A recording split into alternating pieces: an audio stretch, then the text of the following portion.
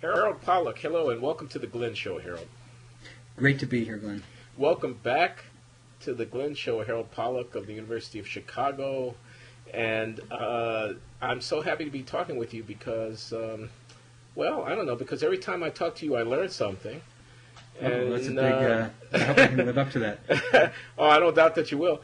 And also because, if the Glenn Show were a magazine, I think Harold Pollack would have to be a contributing editor. I find so often that conversations with you are enlightening and provocative for our viewers. So welcome back.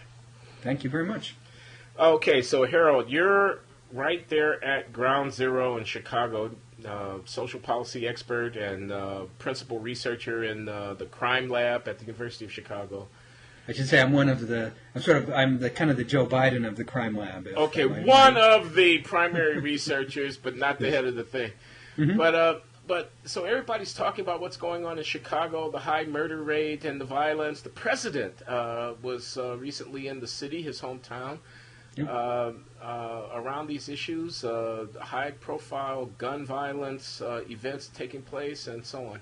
I saw your conversation at the Atlantic online with Ta-Nehisi Coates about these issues, which was so provocative. And there's so much commentary going on about it, I just thought it'd be a fit subject for us to discuss here at the Glenn Show. Looking forward to it. Yeah. So let's go to it. So, okay, let's go. So why don't you reprise briefly this kind of overview of the thing is, you're a researcher at work on the ground in Chicago, informed by serious quantitative and also interview-based interactions with people who are involved in this situation. And then there's this public discussion, which is sometimes at some variance from what it is that scholars are able to discern. And what I found so provocative and informative about your conversation at the Atlantic was how you were bringing to bear the findings and insights that your work was generating on this contemporary discussion that everybody is having about what to do about gun violence. So I was wondering if you'd reprise a bit, the sort of overview of what it is you're learning in your work ongoing in Chicago about gun violence, and then maybe we can talk a bit about the politics of it and how it's being discussed around the country. So just to put this in context, Chicago is getting an incredible amount of attention because we're the city with the most homicides in America. We had more than 500 homicides in 2012, which is considerably more than Los Angeles and also more than New York City, which is almost 3 times our size. Yeah. So this is not a distinction that you want to have. We've also had some high-profile homicides, including this young woman, Hydea Pendleton, who actually performed at the president's inauguration and was basically standing out in front of her school, or just very near her school, maybe a mile from President Obama's house, and was shot dead by in an incident by the 2 suspects I believe they've confessed. One's 18 years old, one's 20 years old, and they were just firing sort of randomly across what they thought was a group of rival gang members, and the president came to Michelle Obama went to the funeral of Hydea Pendleton, and also and then the president came to Hyde Park Academy, which is a high school that's just a little bit south of the president's house and about a 15-minute walk from my office. I know it very well, Harold, because I grew up on the south side of Chicago. Hyde Park High School was a part of my social world when I was a kid. And the president met with.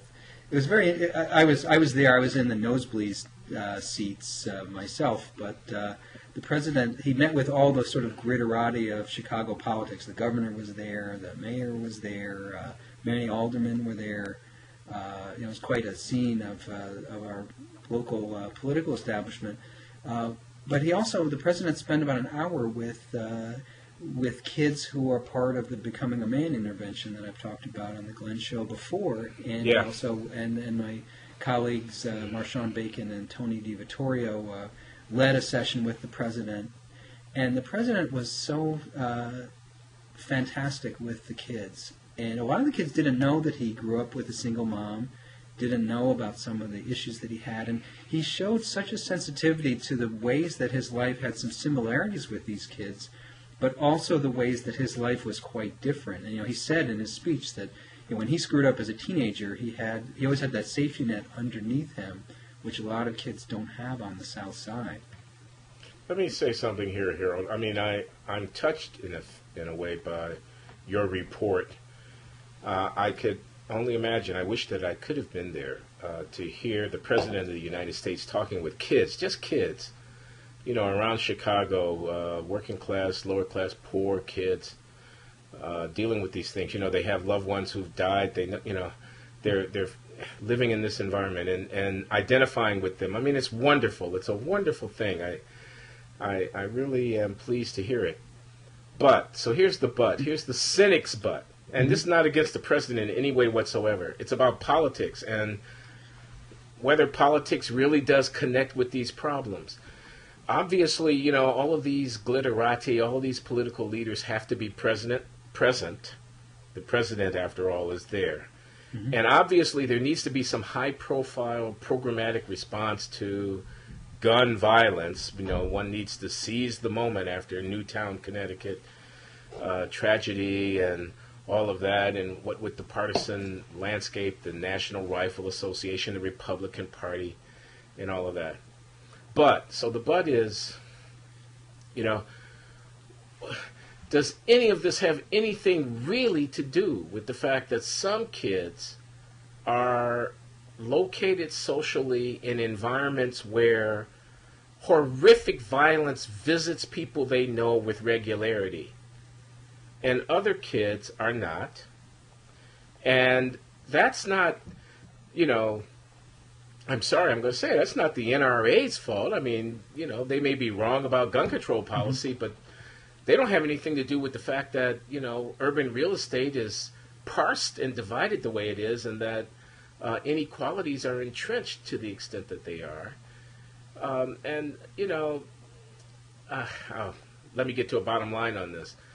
After all the press conferences and photo ops have been held, what is the president and anybody else doing that's going to really make a difference in the lives of kids who are subject to some of the most horrific violence? I mean, I know we can make political points about the control of firearms, and they should be controlled more rigorously. But the division of urban real estate in the Chicago that you and I know is a far deeper social malady than the free availability of guns. And those kids' suffering has more to do with the fact that they're just at the margins of society than it has to do with the fact that guns are easily available on the streets of Chicago. Well, something like that. Well, I don't know. I want to make a couple comments about that. Yeah.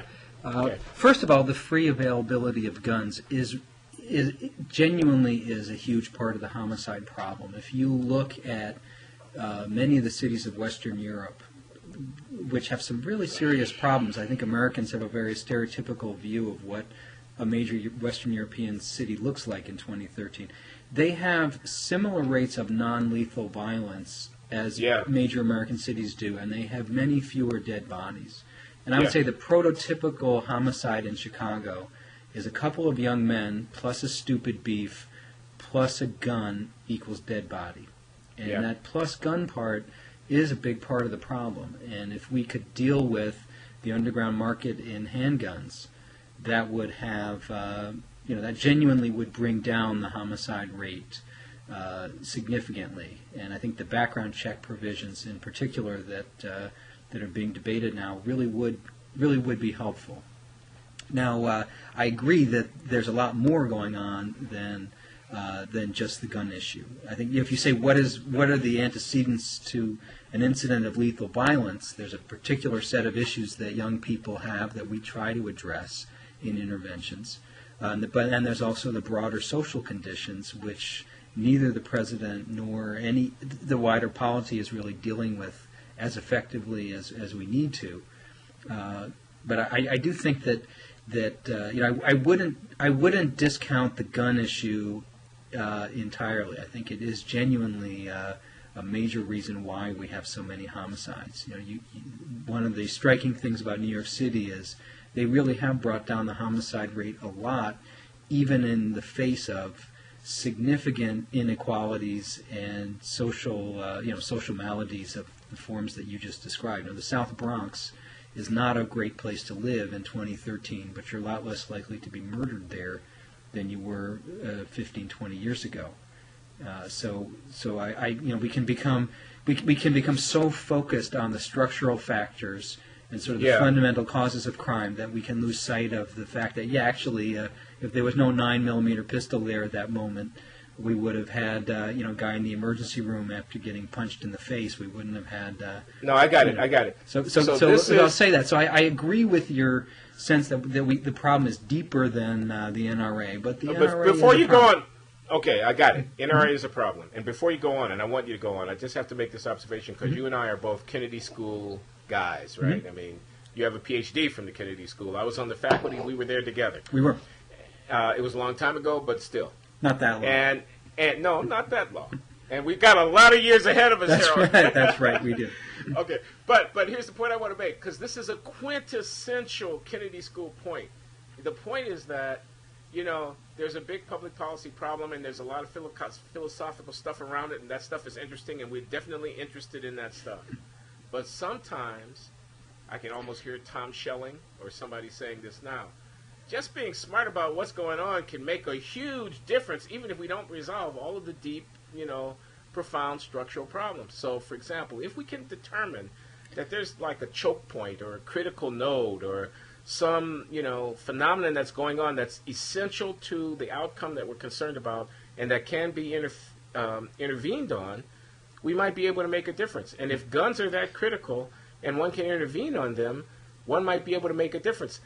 And those deeper problems of structure and poverty can still be there, and they ought to concern us, but they're going to be a long time in the resolution, whereas if we can figure out where the choke point is and deal with that, we can make a difference. That's right. And in fact, it'll be much easier to deal with some of the structural factors if we could bring the violence down, because the violence really becomes a fundamental obstacle to just about everything else you're trying to do to help young people in, say, the south side of Chicago. So that Schelling point is certainly right. Okay, you had was there more that you wanted to say in that vein? Well, let me say a couple things. I do think it's important to note it is not Dodge City here. That if you actually looked at a broad list of American cities, we're pretty much in the middle of the pack. And there's nothing happening in Chicago that's not happening in Philadelphia, Detroit, Cleveland, Baltimore, and certainly places like Camden and Flint, Michigan are hit much worse than Chicago is. And many people in the city of Chicago live at an almost Western European level of physical safety. And this actually speaks to some of the structural issues that you're talking about. My office is in Hyde Park, 6th safest neighborhood in Chicago out of 77. You go 1 mile south of my office into Woodlawn, and you're into something like the 6th most dangerous neighborhood of Chicago. But, of course, nobody ever does go 1 block. Yeah. Although I should say, by the way, that I do, and that people have a sense there's a sense of fear that people have that is sometimes comically extreme, and without in any way gainsaying there really is there's a very serious homicide problem. And particularly, young men of color are facing, and large, young African American men in particular, really are facing some very serious homicide problems. But I think, I travel around the city of Chicago, and it is not, it's just not Dodge City. It is a place where people go about their business, and I have been, I've been doing this work a long time, and knock on computer screen, I've been safe doing it, and I'm certainly not an intimidating person in any way. And I think that we have to keep these things in perspective. And one of the problems in the gun area is that people, like say, keep guns in their homes for self-protection against home invasion, which is a very small statistical threat. And then you see all the tragedies that happen with guns that are. No, let let me just press this, because I think you're onto something really. They perceive the threat in a manner that's disproportionate to the objective character of the threat. Absolutely. And the perception of the threat is really a kind of socially arrived at vision, or kind of view of the world. It comes out of our fiction, out of our television, out of our the sort of ether of our imaginings, and it doesn't have to be tied down by the objective nature of the threat. These dark social spaces, where these horrific things take place, where they do drugs, where they have rampant and unrestrained sex, where people are not responsible, where they sit and wait for their welfare checks, and where they engage in rampant violence. This is this mythic thing. And then I guess I'm asking you to react to this, so let me just finish the statement. I'll be brief. And then, so if it's threatening, I have a right to protect myself from it. Okay? Yeah. And that's reflected in the Second Amendment, and it has a political, muscle through the advocacy of National Rifle Association and others. I have a right to protect myself. So I've got this idea in my mind of what the threat is. I have a right to protect myself from it. On the other hand, by exercising that right and, protecting it, I make it easy for guns to get into that community, a community where the victims are also in that community, and where the objective reality very seldom spills over to me. Yeah. So that is that is. I think there's a lot of truth in what you just said. Now, the irony, by the way, is if you look over time. So, Chicago's homicide rate now is a lot lower than it was. It's a little over half of what it was 20 years ago. It's a lot less than it was 10 years ago. Wow. I mean, if you looked at a 20-year graph, what you would see is it's really been coming down, and there's been this uptick between 2011 and 2012. And you'd see the uptick. It's not not in people's imagination, but it's quite small compared to the historic decline. Now, LA and New York have declined a lot faster, and we're making progress, but slower than the two cities that we're often compared to. And I think people have memories of when crime was much worse. And you and I both lived through times when crime was a much more serious problem for middle class people than it is now. And when you were describing this, it actually reminded me of the Trayvon Martin case. And George Zimmerman is, I think, trying to protect. I think he believed that he was trying to protect himself and his community in his behavior, and of course, it led to a tragic end.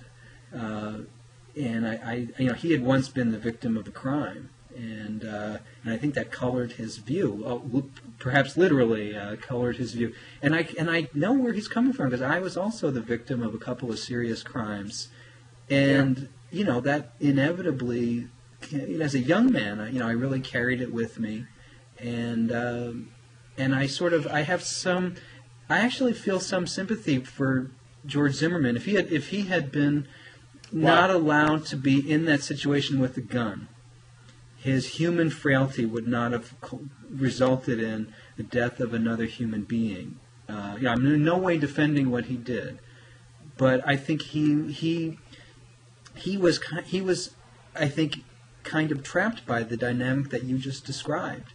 And he felt a fear towards Trayvon Martin that was completely unjustified, but but I suspect was very real in his, in his own, in his psyche, and it led to a completely needless death. I find what you're saying now so interesting, Harold. Okay, you report that you've been a victim of crime. You identify with George Zimmerman in the Trayvon Martin situation. You understand how a person's imagined vulnerabilities and so on can lead them to want to do things and to see things in a way that, in retrospect they might regret. And then you observe that, well, if he hadn't had a gun, things could have been so different. And man, I can really relate to that. And I mean, I've been robbed twice at gunpoint over the course of my meandering life. And I mean, I know a little bit of something. I mean, I haven't been humiliated, beaten, whatever. That's enough. A gun pointed in your face, man. You do not want that experience. Believe me, you don't want that. Yeah. And the guy with the gun has got power over you at that moment, and you're cowering and fearing for your life, and you never forget it. Yeah. So, it's a very real thing, and the reality of a rough and tumble, any unequal and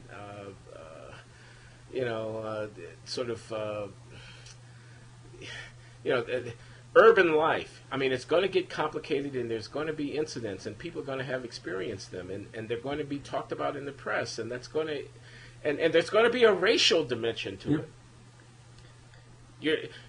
I don't know what your experience was, but suppose the person who assaults you, or who burgles you, or who robs you at gunpoint is black, and how do you not allow that to make you think in racial terms sometimes when situations present themselves? I think that's very real, and it certainly was real for me, and I think it's something that we can have some.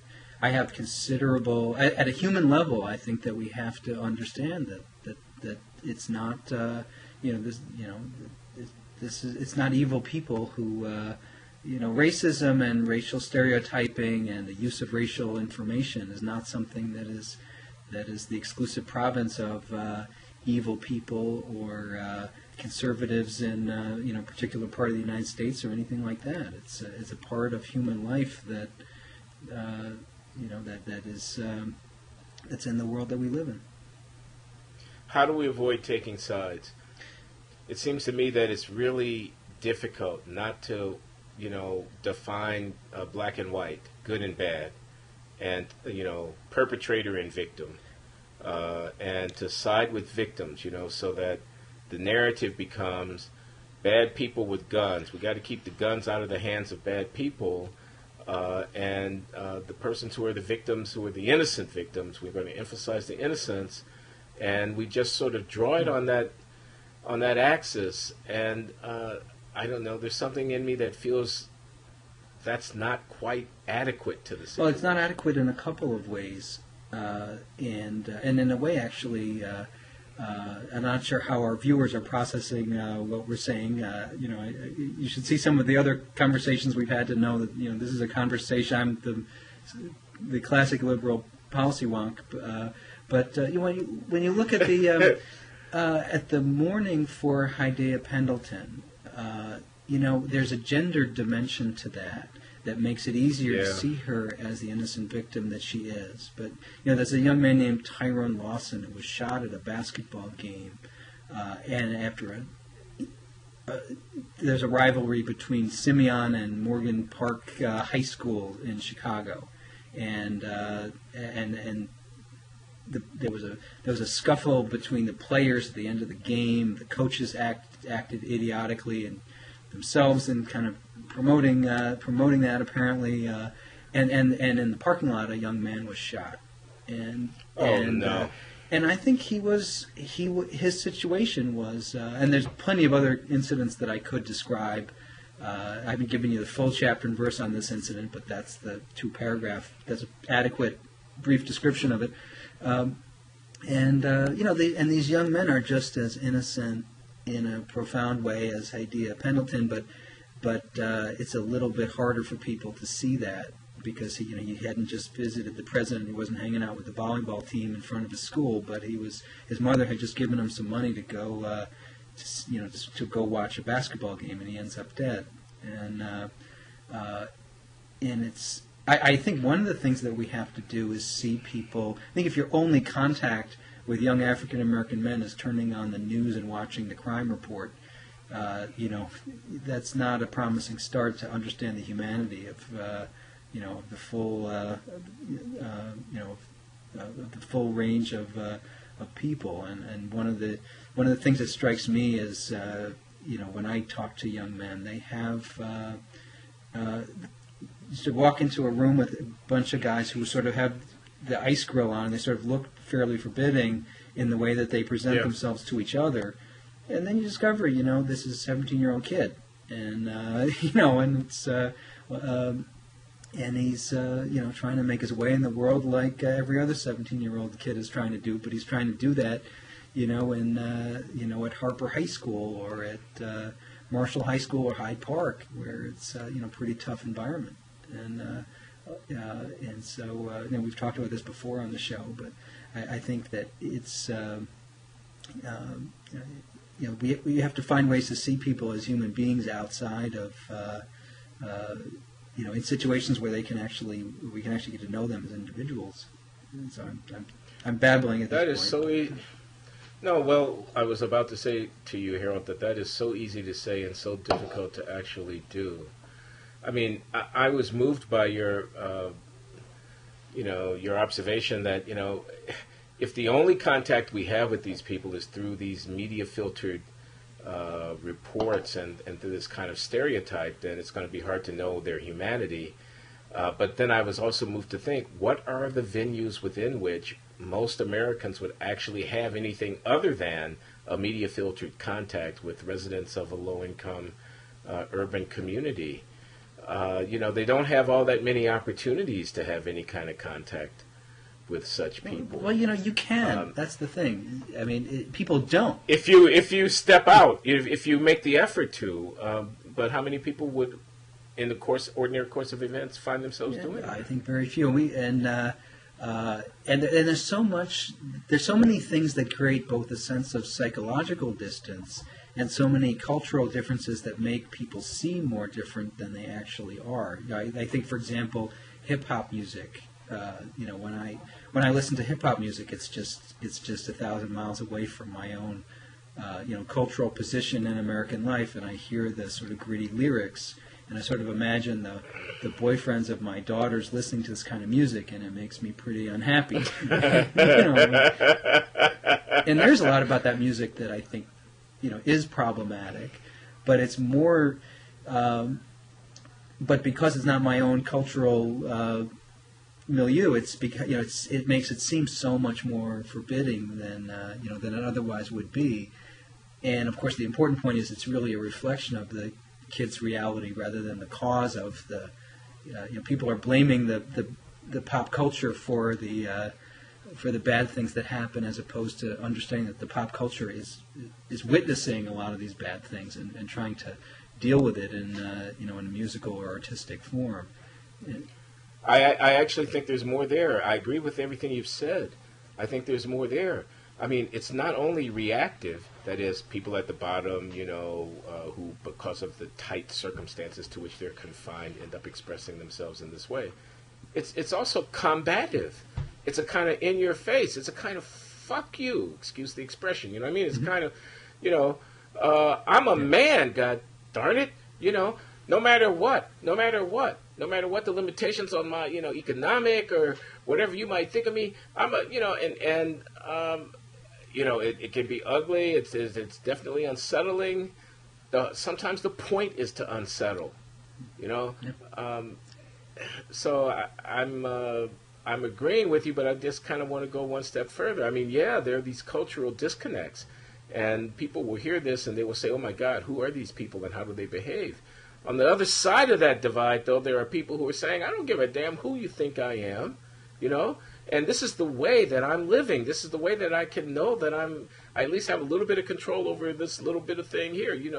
It may be a white man's world, but over here on this side of the tracks, we in control." That's right. It's our turntable, and we can. But it's Ta-Nehisi, who, by the way, is so fantastic. It was I did a lot of interviews and so on, and this was I just thought it was a privilege to spend some time in dialogue with him, and he just is terrific. What he was describing at one point, how he was listening on his, I guess at the time, his Walkman to some music which was describing in some sort of unpleasant way kind of a misogynist description of of oral sex or something like that. And his dad he was in the car with his dad. And his dad said, "Why don't you put the tape in the car radio? Let's listen to it." And of course, Ta-Nehisi kind of hesitates, but puts the tape in.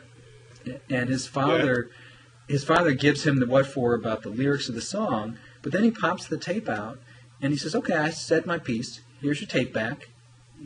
It's your, do with this what you will."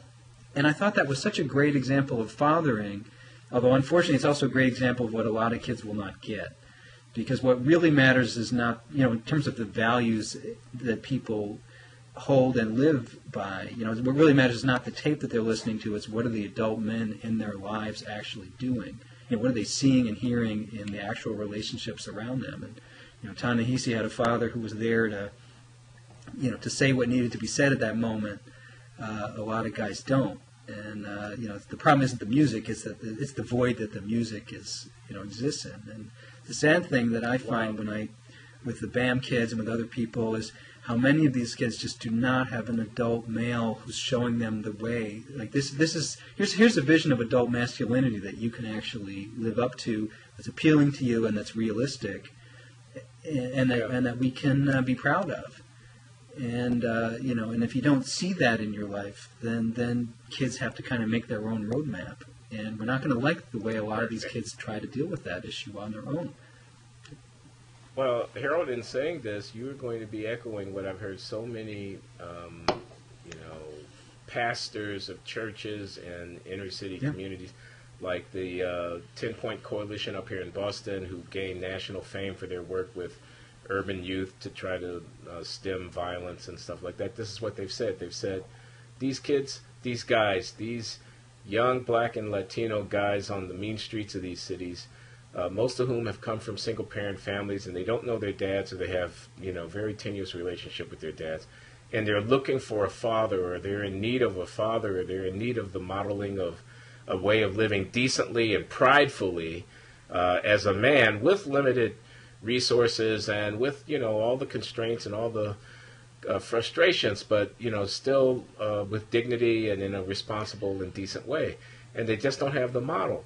And, it is a pro-family point. It's a kind of family, there's irony here because, neither one of us is about to sign up for, the Republican Family Values Coalition, program. And still we can see that at the root of many of these problems that we spend so much time worrying about is the deleterious consequence of, broken family, of single parent, of absent father, of fathers not taking responsibility for their kids, which is a point that President Obama has on occasion found the opportunity. Absolutely. In fact, he emphasized it at the Apostolic Church right near that same Hyde Park High School. And that church, which has something like 20,000 members, is Bishop Brazier for many years was one of the principal leaders on the south side of Chicago. Was certainly known to speak on those themes himself. I think that there's a lot of validity to a lot of the. You could interpret in a culturally conservative way. All of the things that we've been talking about. But I think the idea that kids need adults to show them the way, and that if we raise children without giving them that, then we do them a tremendous disservice. That seems to me to be obvious. And now I think that we create an economic and social structure where a lot of men are not going to be able to do that. And a lot of women are not going to be able to do that. And we have to understand that no one raises their child alone. And if we allow, if we have 50%, male youth unemployment on the south side of Chicago, a lot of these men are really going to struggle to do the things that they need to do to support their families financially and emotionally. And so, it's not. I do think that where I think a liberal or left critique is essential is the idea that what kind of social structures are we creating to ensure that people are able to be the kind of fathers and providers or mothers and providers that they want to be. When I talk to kids at the high level of what's your social values, these kids have the right values. It's just that their ability to execute them every day and to live up to them and to be successful in the roles that they need to assume, that's much more difficult. If you ask kids this, they'll say there's too much violence, there's too much, it would be great if more people were married and raising kids. These kids grew up without fathers. They know very well the void that's left when a child is raised without a father. We don't need to remind them of all the reasons why it'd be great if kids grew up in prosperous two-parent families. We need to help them actually make that a sort of feasible reality for them.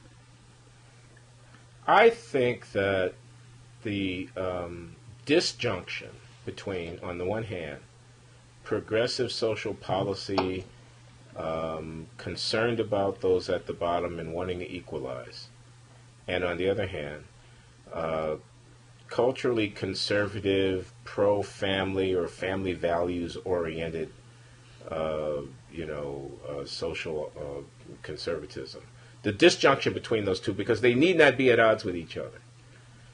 That is, the idea that fathers present and intimately involved in the raising of their sons is one important element in stemming the tide of violent adolescent young males who then end up doing horrible things and making life difficult for people, and that those at the bottom of society are more susceptible to fall into that.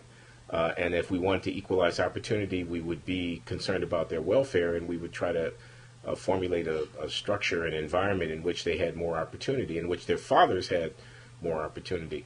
So those two things, those two separate things, they need not be in conflict with each other. But I think that one of the reasons that they have come to be in conflict with each other has to do with, with feminism. And I'm here's where we're probably going to have some serious disagreements, but please, but explain what you mean. Well, I'm not attacking feminism. I mean, it has to do with the idea that conventional views about family arrangements are perceived by many people as incompatible with a liberationist understanding of the role of women and gender and whatnot. This emphasis on fathers and fatherhood is at least in tension with this idea. A negative judgment about single parenthood, because single parents are mostly mothers. They're mothers raising kids without a husband present. They don't have a husband present. You're going to assess that situation in a negative light. All of these things are problematic from a feminist, progressive point of view. I must say, I think that there's a lot of tensions in here. I mean, I embrace a feminist, progressive point of view for a number of reasons. As do I, if it needs saying. I think that I do think that there needs to be more of a dialogue and mutual regard, but across these sort of cultural and value divides. Now, there's a bunch of issues like what do you think about homosexuality and so on, where there's going to be some real disagreements. And I think we have to.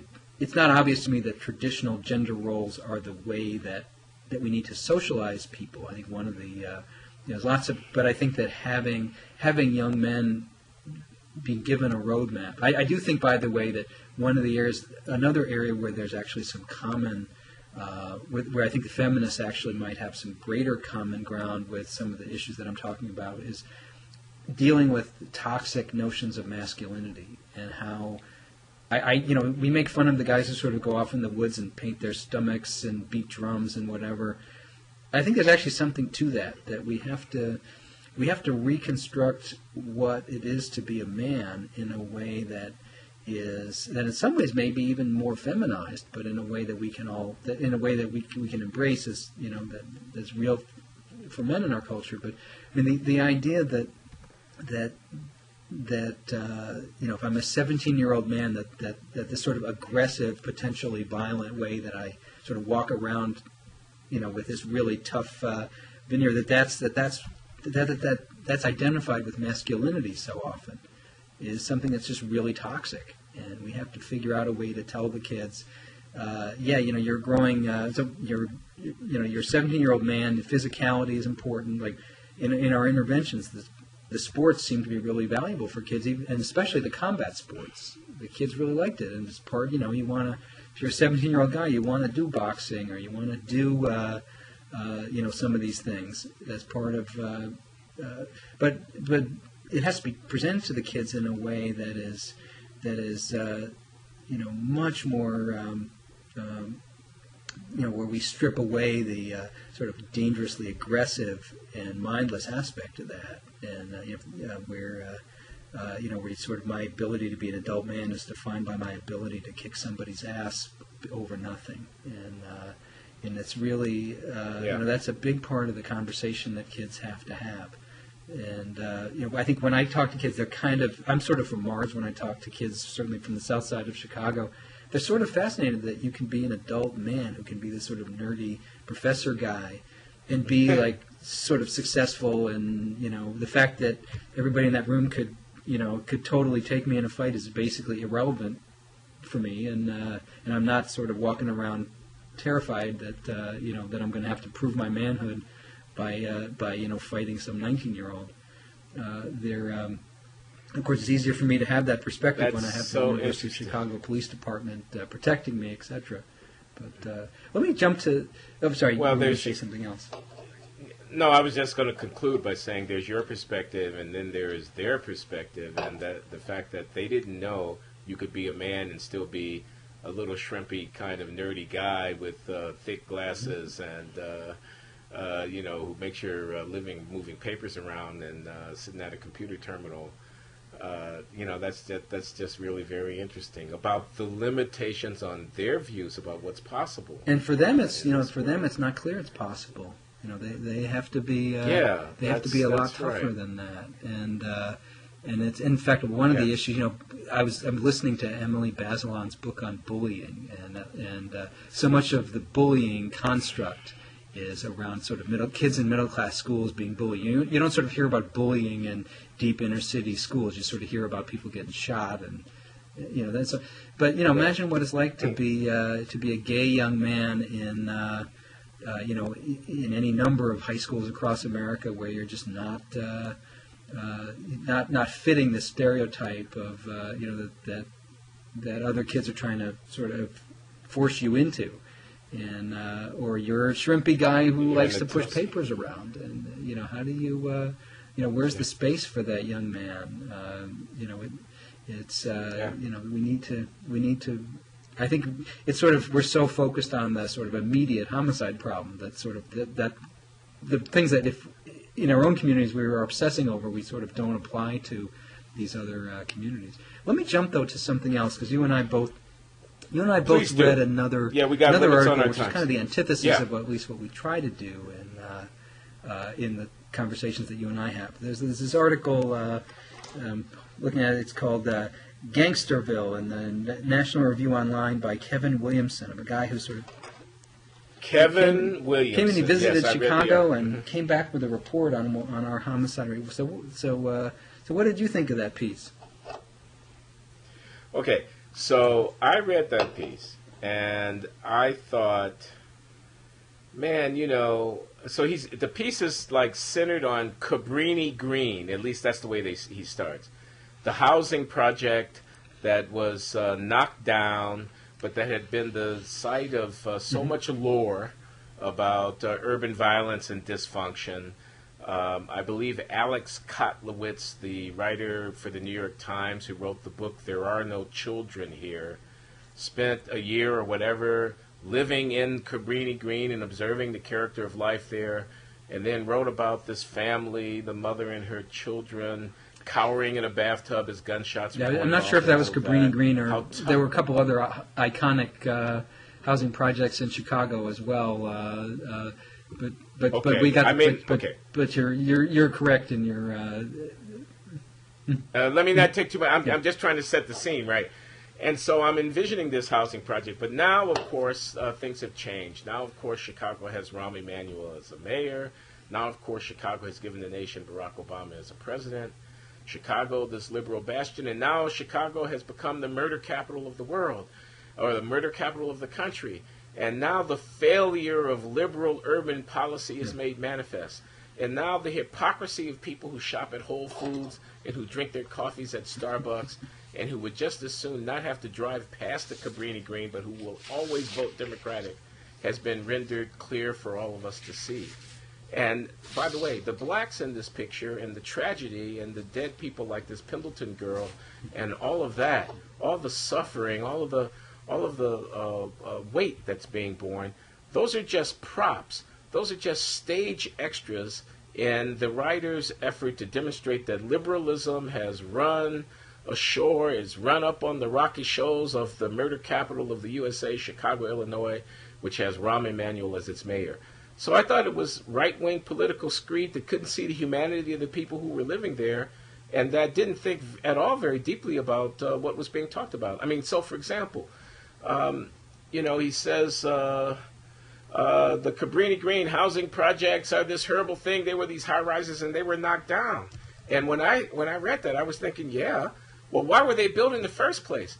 Because people didn't want the low-income coloreds living in the working-class neighborhoods, the Irish and Italian and whatnot, and black working-class stable neighborhoods of Chicago. They didn't want them there.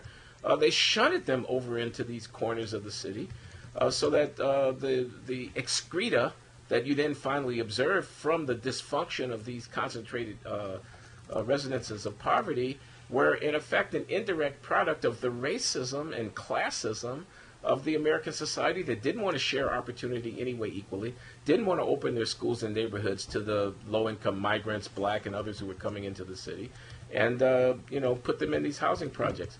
Anyway, I thought it was a quintessential example of something that's wrong with the way that much of American cultural media portray what's going on at the bottom of our society. It becomes entertainment, sensationalism, and an opportunity for political point scoring rather than a challenge to our, decency and a call to, try to implement social justice. Okay, end the speech. But you asked me what I thought. That's pretty much what I thought. It's funny. It's and I was just, as you were telling, I was pulling up the piece. The couple things really strike me. One is he has a tour guide who sort of shows him around the south side of Chicago, who's a Pakistani man named Mr. Butt, B-U-T-T. And Mr. Butt, he sort of functioned, 40 years ago, the same tour guide would have been a sort of gruff Mike Royko type, except obviously more conservative than Mike Royko, who was sort of ready to offer the politically incorrect homespun wisdom of the urban, observer. And I think today that's sort of too awful at this point today. But you can have a Pakistani guy, and he. And Archie Bunker. It would have been Archie Bunker 30 years ago, but. And at one point he says, "Below 31st Street, everything is a jungle." That's a quote, and I think that the author would probably distance himself from the awfulness of a few of the quotes that Mr. Butt says. But he's clearly, you read the piece, and this is the guy that he regards as his tour guide, who seems to have no particular connection. And one of the more comical elements of this piece is that he doesn't go to a school, really. He doesn't talk to leaders of the South Side or teachers, or he talks to one law enforcement guy. I believe in this, but he does go up to some guys who are out on the street, who are complete strangers who may be selling drugs. And amazingly enough, he doesn't have very satisfactory conversations with them. And it's sort of below 31st Street, you're talking about close to 1 million people. I mean, to say that below 31st Street is a jungle, or to describe it with that kind of broad brush, is so it's not only insulting, but it's also somewhat insane. I mean, my office is on 60th Street. Hyde Park is obviously an enclave, but he could have gone to the Apostolic Church that I mentioned before and talked to any number of very respectable parishioners who actually could have taught him something about what it's like to live in Chicago and how high crime rate affects things here, and there's no effort to engage the people who have lived in this really critical part of America that. He does show that you can actually see that there are places where people are selling drugs in Chicago. He definitely finds some of those people, that's really not, you don't really win the Pulitzer Prize for finding a guy selling drugs on the south side of Chicago at this point. It's, we've done that. It's also then there's at one point he says, the people are sort of talking about gun control, but nobody talks about why Chicago has so many more homicides than Muncie, Indiana, which has Indiana's gun control. And I'm thinking, nobody talks about Muncie, but actually the closest city in Indiana to Chicago is Gary, Indiana, and it actually has more than twice the homicide rate that Chicago does. And the free access to guns in Gary is actually one of the big issues that they're struggling with. So there's sort of no effort to engage whatsoever in that, and it's just it's striking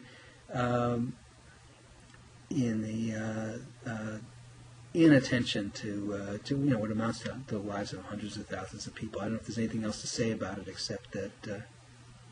Now this is at the National Review online. So you might say, oh, this is conservatives, and, of course they're going to have a caricatured, stick-figured view of what's going on.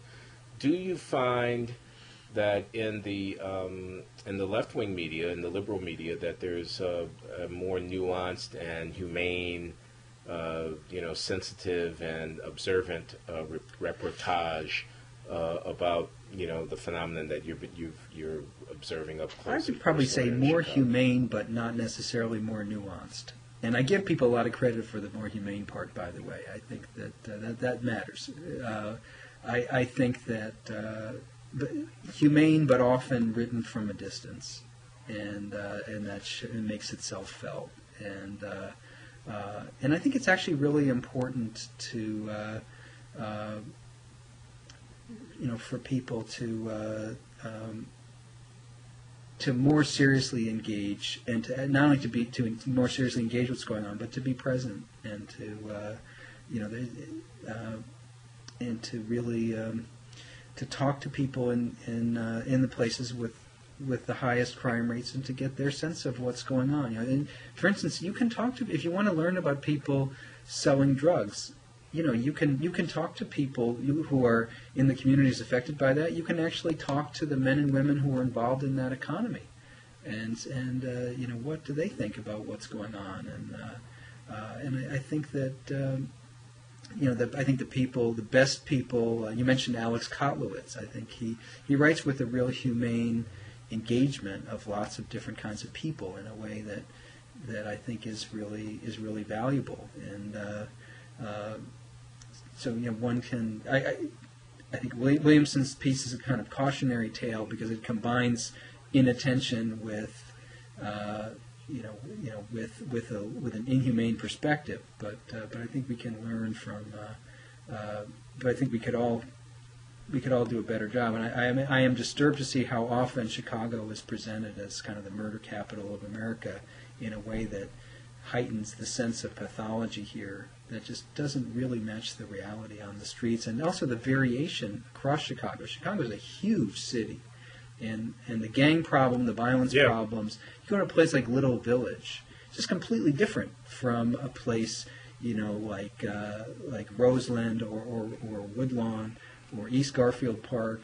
This is where if you get in your car and start driving west in Chicago, you realize, wow, this is a big place. And it's got a history. One of the striking things about this piece is,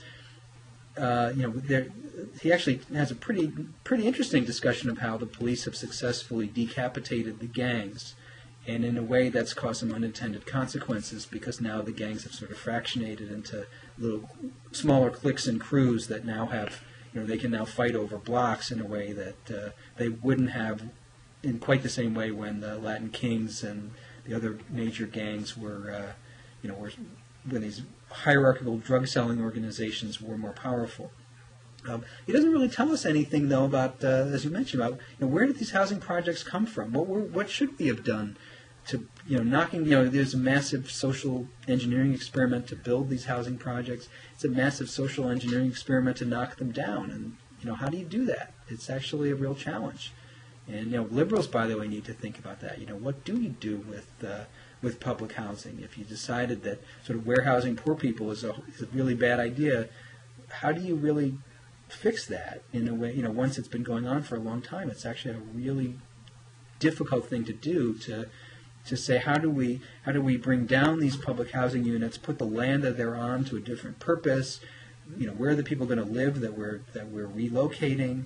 How do the economics work? One of the tragic aspects in places like Chicago is they had hoped to get sort of mixed income developments to replace some of these housing projects. Well, they were trying to do this right as the real estate market is about to collapse.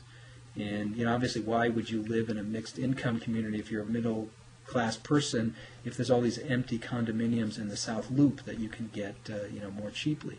There's all of these really serious and difficult policy problems that actually require us to figure out, not just have the right values, but to figure out, okay, what do you actually do, and how do you make policies work? And I do think that sometimes people on the left think that it's all a matter of ideology and social commitment as opposed to execution and evidence-based policy and methodical, all the things we have to do in the blocking and tackling to actually make effective policies. It is a fact that not all liberal policies have been effective in urban America, and the political economy of the city sometimes defeats the policies that we try to implement. So we have to figure out how to actually do this right. That was a long policy wonk. No, that was great, Harold. But I have a heretical thought here at the end of our conversation. I'm thinking about Tom Wolfe, the novelist, and Bonfire of the Vanities, the novel. And that was, I'm not sure exactly when it was published. I want to guess 1990 or something like that. But, it was way back. And a bond trader in New York City, married to one of these social X-ray beauties and living in $1 million, then it was $1 million, today would be a $10 million apartment somewhere on the Upper West Side or whatever, ends up through various hooks and turns and twists, caught in a nightmare scenario, which becomes, there's a feeding frenzy of press and ethnic prosecutors who can make a reputation by ruining this guy. His wife is going to leave him, his mistress, blah, blah, blah. And it's just very funny and very brilliant and very interesting. Anyway, I'm saying all that to say this. Here's the kind of heretical idea. I mean, how do people get to know what's going on the other side of the tracks? Well, they're not likely to visit there. I mean, a few will, but most won't. But fiction is the way that they're going to do it. And not to say that Tom Wolfe's novel, which I remember from a certain time in American history, and it touched me at the time. I mean, it interested me, it amused me, it stimulated me, is necessarily the answer. But the idea that somebody would, breaking all the boundaries of political correctness, using the N-word if it came to that, depicting the ugly underside of life at the bottom, not being slavishly sympathetic to or whatever, but at the same time, also depicting the hypocrisy and the sort of, immoral indifference and opportunism and whatnot of those of us who live outside of those communities and, who use their plight for this or that political or whatever advantage, and kind of telling that whole complex story in a gritty, compelling and interesting way. That's a way to get people to identify more with what's going on. Now, by the way, I'm thinking of Tony Lucas's Common Ground as a nonfiction literature that's nonfiction. I actually agree with you. Tom Wolfe has some interesting things to say. Unfortunately, he has one problem, which is that he's a horrible novelist, and his characters are impossibly cardboard and are obviously sort of put there to represent. They're all representations of a certain social type that he wants to, present on the canvas, rather than, very few characters in Bonfire of the Vanities strike me as interesting, complex human beings. They strike me as representatives of whatever. And so obviously you just want to have a more talented observer of humanity than Tom Wolfe, but he's a wonderful observer of the political hypocrisies and complexities.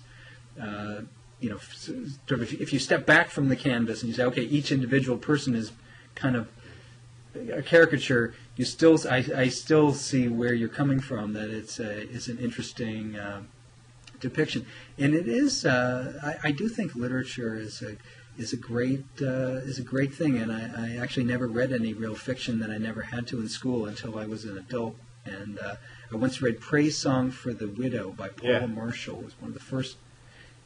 And I know it. For me, I know it. And the depiction of this African American woman and her trajectory in sort of middle class life touched me in the way that you just described, and it forced me to think about just a totally different life from the one that the one that I lead, and so I think that it would be great to see those skills. I think some of the people like Alex Kotlowitz and some of the best nonfiction journalists that we have bring that sense of humanity to the people that they cover. And I think this is why, when I mentioned before that I was sympathetic to the plight of George Zimmerman, who committed an atrocity, I think that we have to be more open to the humanity of people as opposed to entirely judging them by the things that they've done, or certainly the worst thing that they've done. And there's a lifetime that came before he fired the shots into that young man that isn't reducible to that moment, although it may have led to that moment. And that same thing is true of the guys who are out there selling drugs who might end up committing an act of violence, or the young men who are failing in school and who look scary when they're, when I see them, with their Raiders jackets, with the hoods pulled up and so on. Anyway, that's my... That's beautiful, Harold. That's beautiful. By the way, do you know Paula Marshall's novel, A Chosen Place? I have not read it. I know that it exists, but I've never read it. Oh, you must. You must. I think it came close to changing my life when I read it 25 years ago, or whenever it was. But anyway, glad to hear you mention her, and wonderful to hear you affirm the humanity of George Zimmerman, the killer, evidently, of Trayvon Martin. We are progressives here, but we are aware of the humanity of people, and I just think it's a good thing, man. So thanks for coming on and talking with us about this stuff. Thank you very much. We'll catch up with you next time, Harold. Bye-bye. Okay, bye-bye.